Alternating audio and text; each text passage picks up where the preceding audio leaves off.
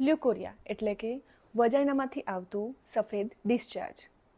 નાની ઉંમરની બાળકીઓથી લઈને મોટી ઉંમરના દરેક સ્ત્રીને મૂંઝવતો આ એક પ્રશ્ન છે લ્યુકોરિયા. અને આ લ્યુકોરિયા એ નોર્મલ કહી શકાય કે ના કહી શકાય?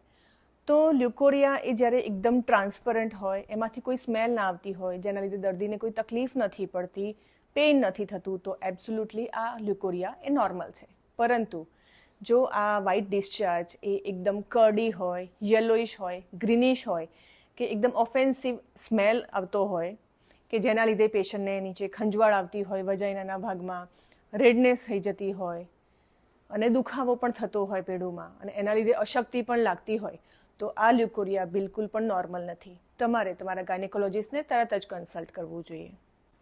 શેના કારણે આ ઇન્ફેક્શન થાય છે?